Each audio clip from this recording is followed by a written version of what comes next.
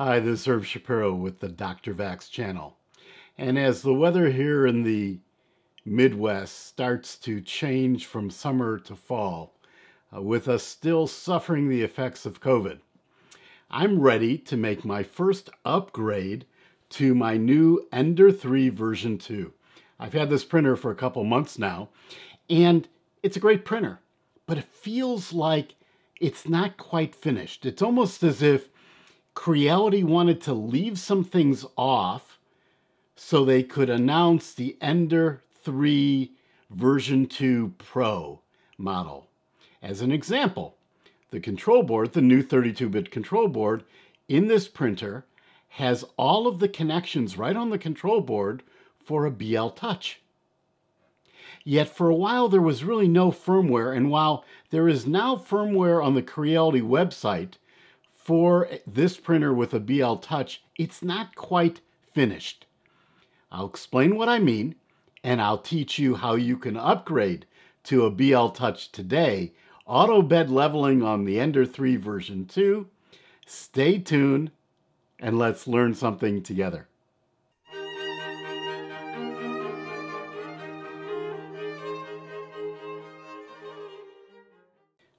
So I'm surrounded by a lot of stuff here. And before I explain what it all is and how we're going to use it, let's talk about auto bed leveling.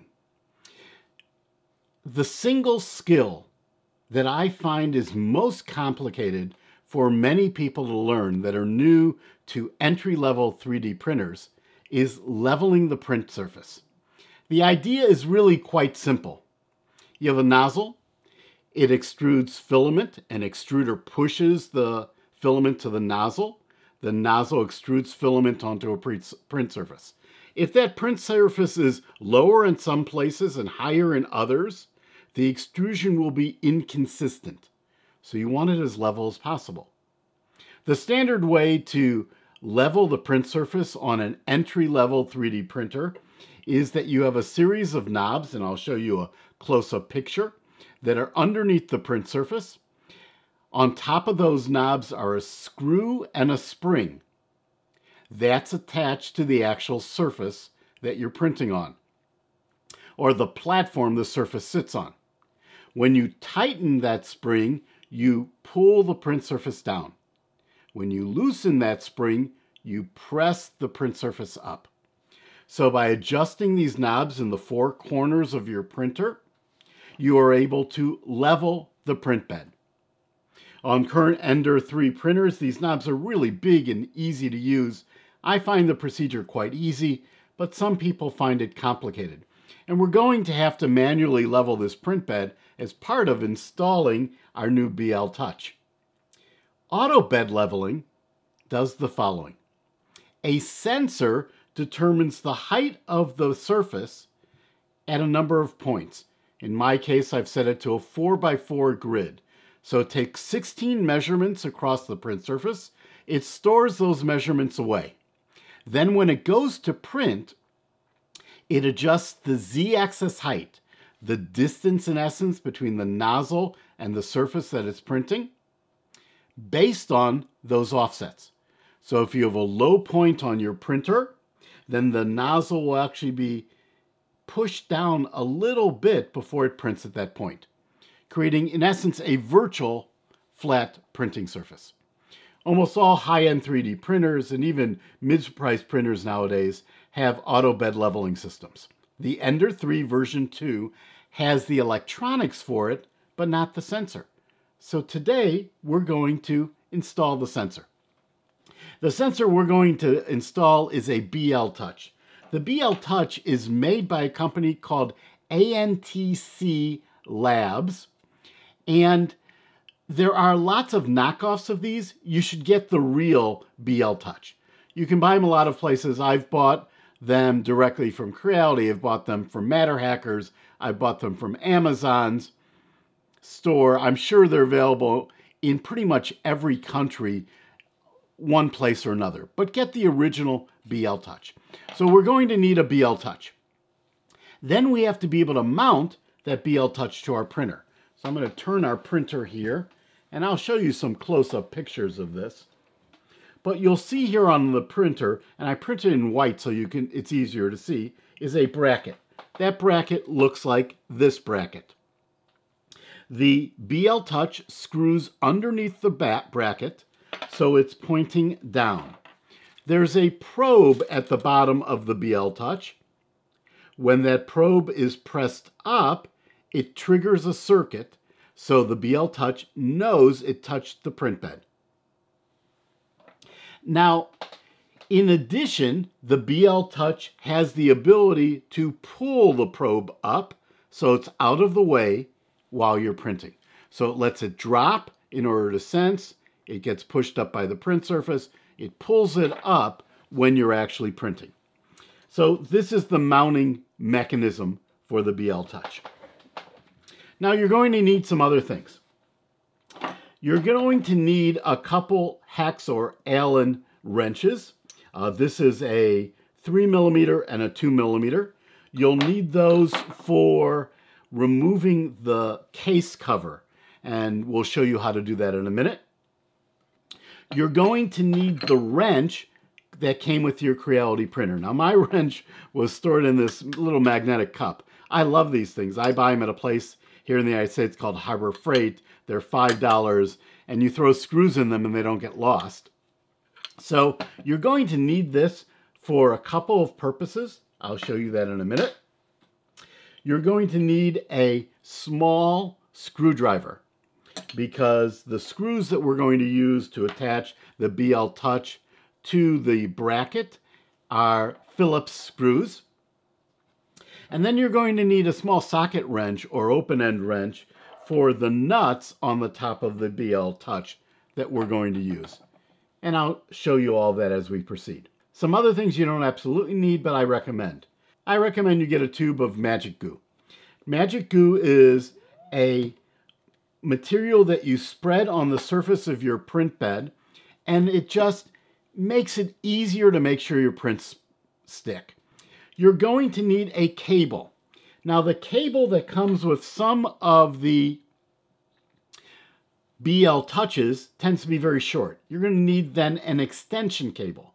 Both your cable and your extension cable, if at all possible, should be from ANTC Labs because that'll make sure everything is right. Now this cable was not. This was a cable that shipped with a real BLTouch from Creality, and so the colors in this cable are different. And we'll see why that's important a little later.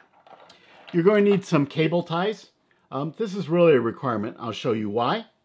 You'll need a side cutter, which everyone has as a 3D printer, for cutting those cable ties. And I found a needle nose pliers very handy when I drop one of the screws I'm working with and it ends up going into a place my fingers won't reach. It lets me get the screws back. Now what about the soft goods? That's all the hardware you need. Well, you're going to need new firmware because the firmware that ships on your Ender 3 version 2 does not support the BLTouch. We'll look at different places to get that. You're also going to need a sample to print. I'll show you the print that I use in a few minutes. And finally, I recommend you have a Post-it note because I like to use a Post-it note to level my print surface. Okay, let's move ahead and get started. The first thing we need to do is print this actual bracket. You can get the bracket off Thingiverse. I'll show you the picture of that right here. And when you go to print this bracket, you'll see there are 3 versions. So I initially went with the newest version, version 3. It ends up that with version 3, the BLTouch was mounted a little too low. Version 3 is 2 millimeters lower than the version 2 bracket. That meant it triggered early. If it triggered early, I had to move up the print surface more in order to get the right height to the nozzle. And these screws ran out of thread. So then I printed the version 2. In the version 2, it worked, but my nozzle was hitting the print surface a little bit when it was probing. That just made me uncomfortable. It probably would have worked. So I found that online, there's a guy that made some spacers. These are also available in Thingiverse. but these were too thick for what I needed. So initially I just used a couple of washers in here, but then I printed this spacer and just set the Z scale to 50%. Don't change the X or Y or the screw holes will be in the wrong places, but I was able to print one the right width by printing this at a 50% scale.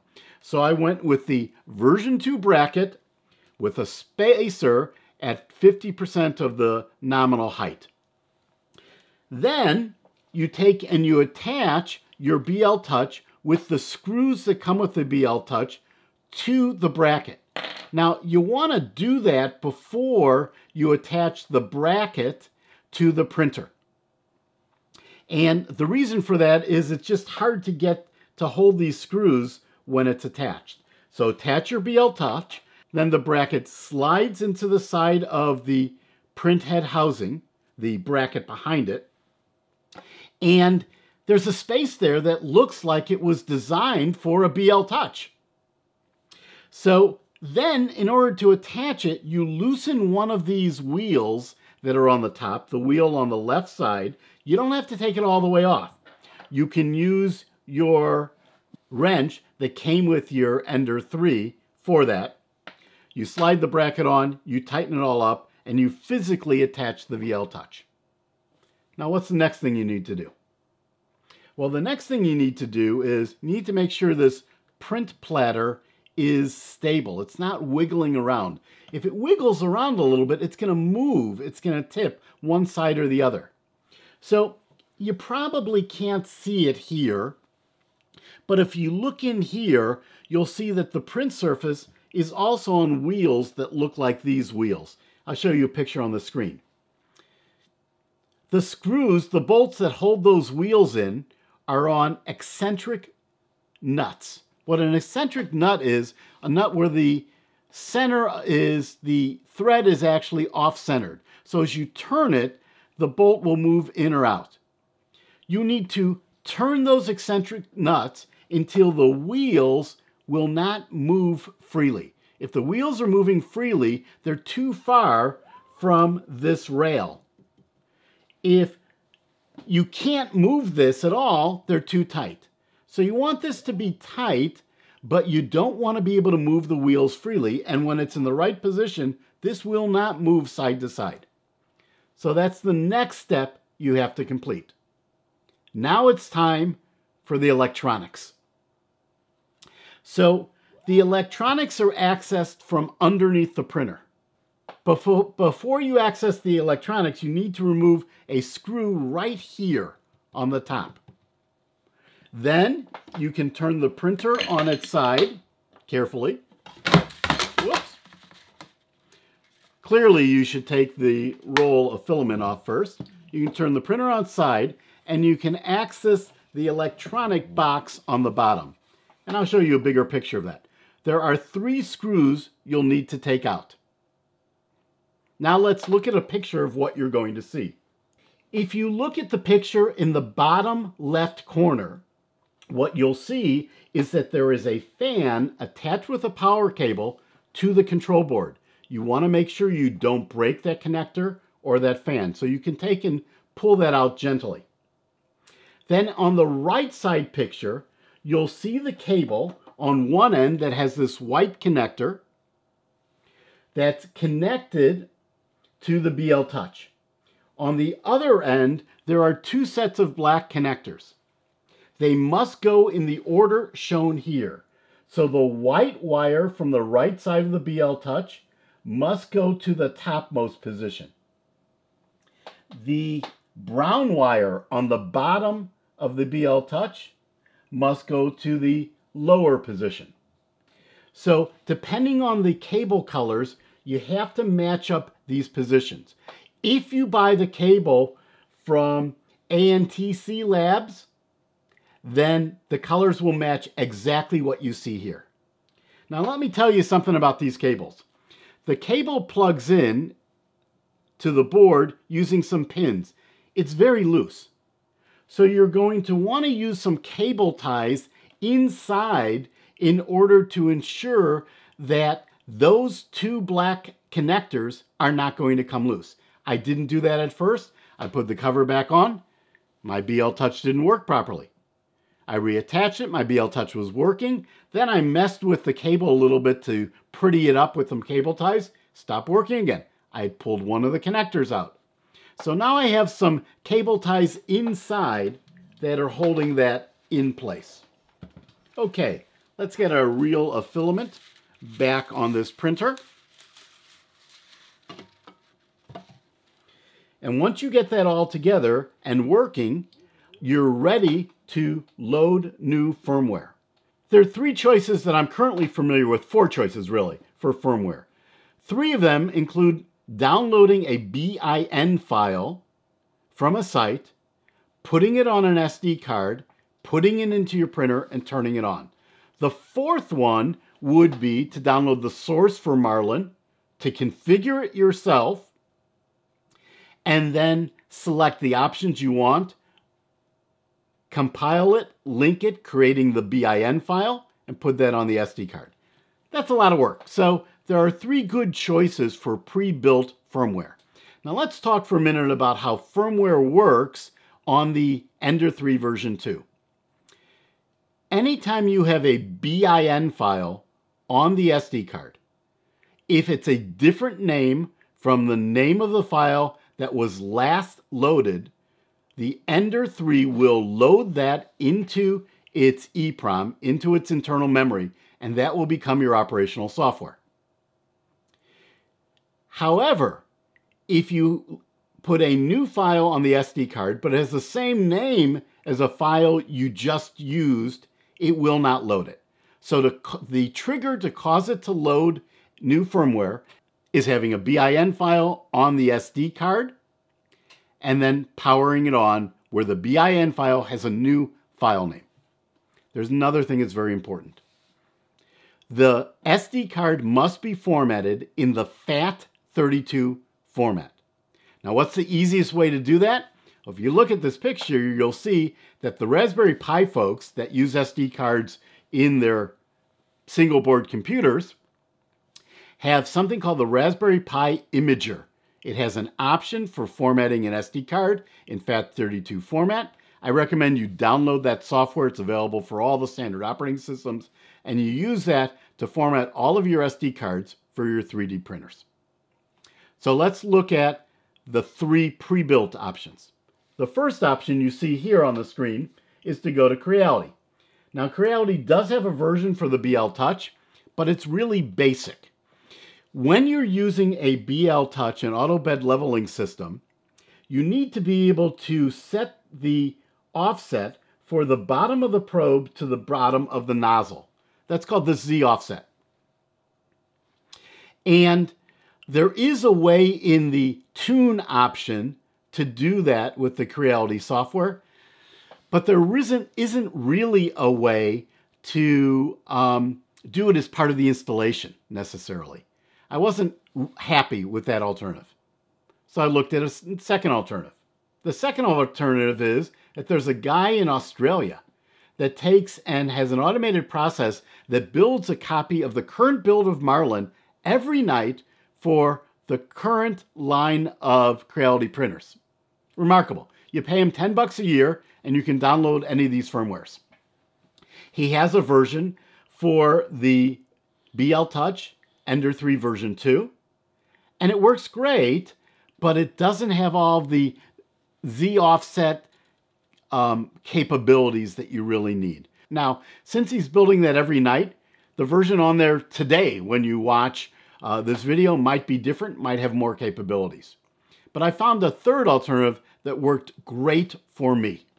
The folks at Smith 3D in Malaysia, and they have built their own version of Marlin specifically for a BLTouch on a Creality printer. What's really nice about it is they've enabled a series or built a series of tools that we're going to use today to tune our BLTouch. So that's the version I'm going to use. So you download the version from their website, you put it on an SD card, you turn on your printer, and then your printer, when it starts up, is going to have a series of new capabilities. And we're going to start by using a capability for leveling the print bed in preparation for fine-tuning our BLTouch. But before we do that, look at this picture. So the version that came up on my printer when I put the Smith 3D firmware in the printer was in Chinese. So you need to go to the upper right-hand corner, click on that icon. Then if you look at the screen, you'll see there's an option at the bottom of this prepare screen. It will be in Chinese at first. If you click on that option, it will switch to English. So that will put your printer in English. Now, we're going to go to the prepare section of the firmware, and we're going to go to aux leveling. It's going to set up so that I can move the print head to the four corners in the center in order to level my printer. Now, before you do this, you probably want to take the 4 screws in the corner of your printer and crank them a couple times to make sure it's going to start below the standard height so your nozzle doesn't jam into your print surface while you're getting set up. So once it has it in the center and it's verified the BLTouch is working, you have the options on the screen for to bottom left, to top right, to bottom right, to center. So let's start with to bottom left and show you what this is going to do. I have a post-it note here. I'm sliding it under there. And now you want to see if you can just barely move that post-it note. But there should be a lot of resistance. If you pull it out completely, you can press down by hand on the bed and put it back in. This is perfect. Now it's perfect because I've already done this step. If it's not perfect, you adjust this knob underneath. If you tighten it, righty-tighty, lefty-loosey, if you tighten it, it's going to pull the print bed down. If you loosen it, it's going to move the print bed up. So if this is way too loose, you want to move the print bed up, so you loosen it. Then you go to the next corner. So now we have it physically relatively level. The ABL now, the BLTouch, will be able to fine-tune that. But first, we need to properly set the offset between the BLTouch probe and the nozzle. So we're going to go back to the beginning, and now we're going to select Z Offset Tool. So what this is going to do, it's going to home the printer, move the print head to the center, and put it at what the printer thinks is the home position. We have to wait till it's done doing that. And the screen will change when it gets to that position. You're going to have 3 options on the screen. One option to set the Z offset, another to rehome. So you're going to push down on the print bed, put a piece of paper underneath, and make sure it feels like you can pull the paper out, but it's not loose. So there should be some friction there. If you need to adjust it, you select the Z offset adjustment. This one was already fine-tuned, and I know for this printer, minus 1.10 is the proper offset. When you make it more negative, you're moving the nozzle down. When you're making it more positive, you're in essence moving the nozzle up. And you can always do a re-home Z to double check it's in the right position. Now, once it's in the right position, your Z offset is set, but now you have to save it. So you go back all the way to the main menu, and now you go to Control. And on the Control menu, it says Storage Configuration. I remembered the English translation wasn't great. It probably should say Store Configuration. We're going to click on that, and that's going to save it away. And now we've manually leveled our printer. We've set our Z offset, and now we're ready to create our first matrix of calibrated locations. So I'm going to go up to the top, and I'm going to select level here. And this printer now is going to go through the procedure that it would go through before a print in order to create a set of offsets. First, it's going to home the printer. It's going to home it in the center position. Then it's going to go to each of the corners in a 4x4 grid in order to take measurements. So here's the first set of measurements, the first row. Okay, I'm going to let this finish, but I'm going to skip through in the video, and then we are, in essence, ready for our first print. I'd like to talk about what I recommend you print first. Okay, our printer just finished doing the calibration of the different heights at the 16 different locations.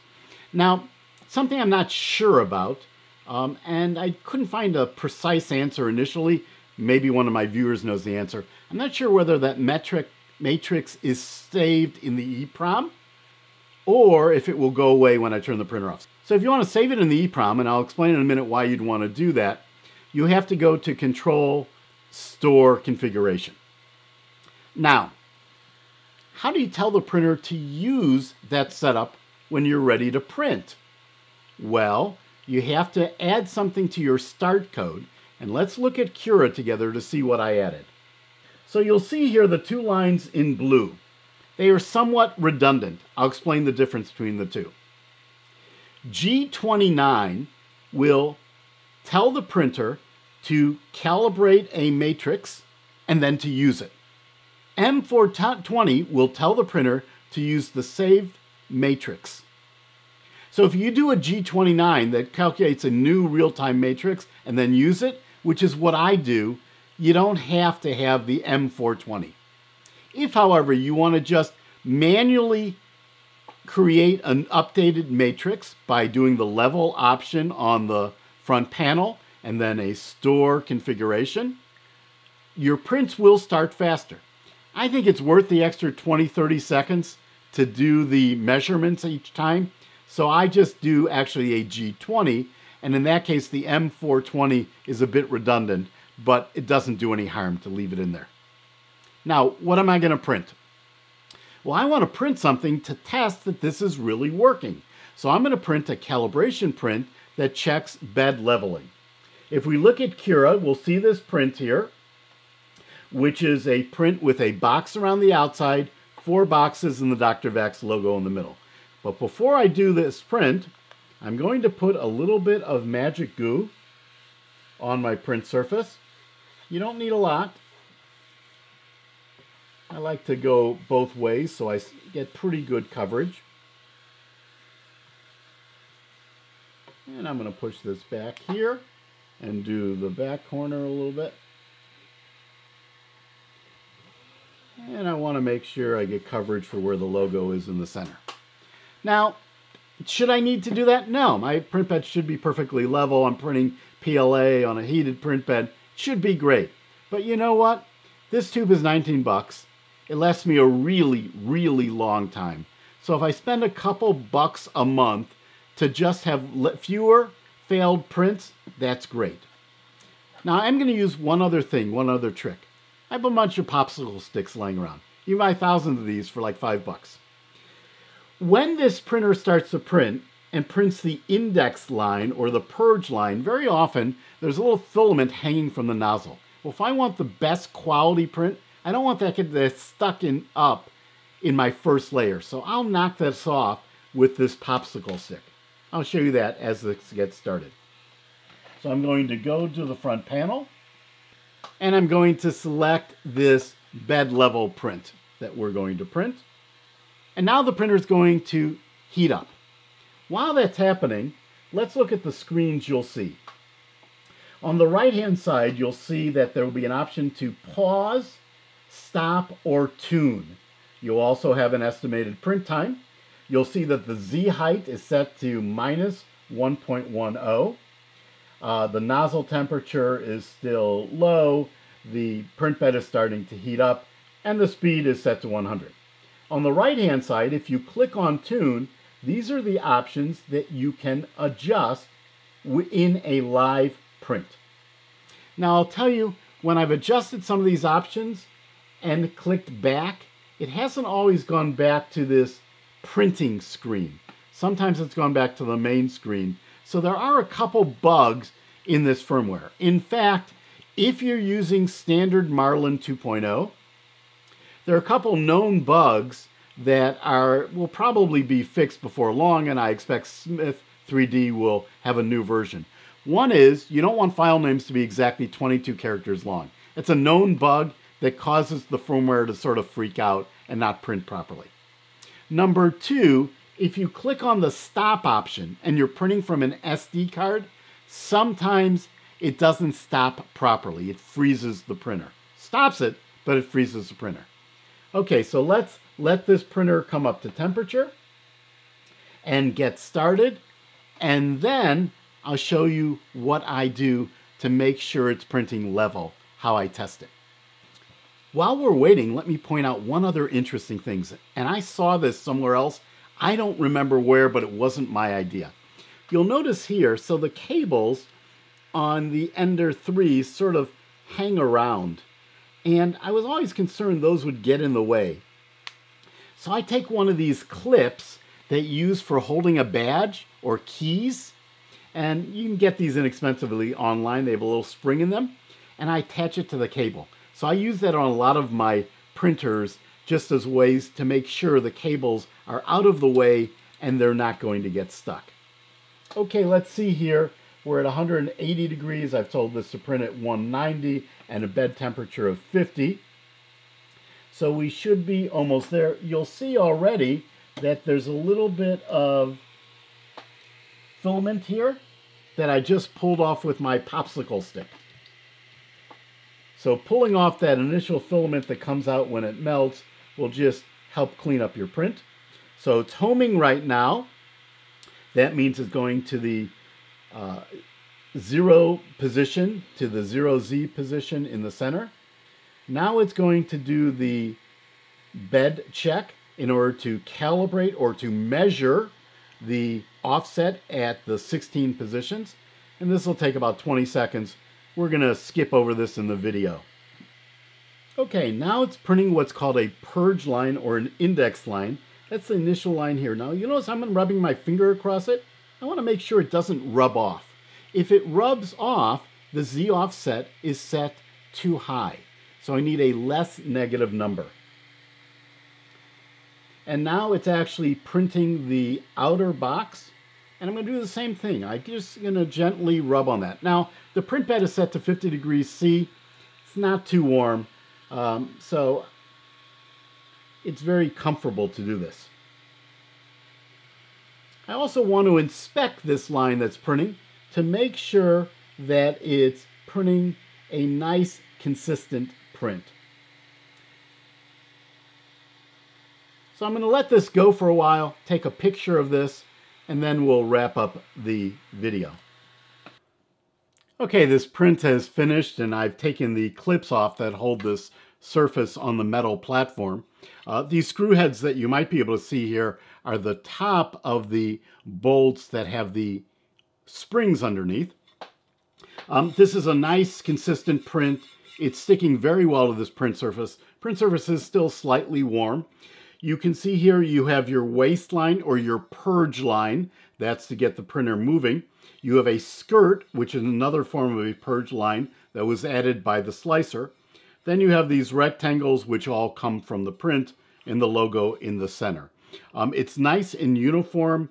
The density is the same all the way around, which tells us that our print bed is level, and specifically that the ABS is functioning properly.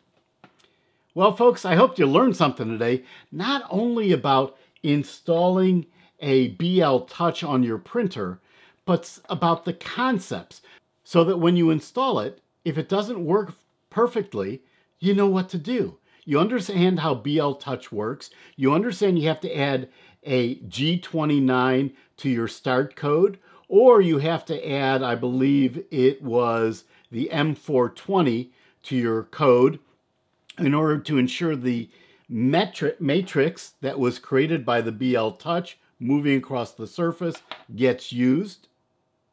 That you understand how the wiring is configured, that you use cable ties to tighten everything up. You make sure there's no pressure on those connectors inside because they come off very easily. So folks, if you learned something today, please give me a thumbs up, subscribe to the channel, and if you subscribe to the channel, please click on the bell. That's how you get notified. If you subscribe, but you don't click on the bell, you're not going to be notified about new videos. Thanks so much for watching. Go to forum.drvax.com to discuss this, and let's continue to learn things together.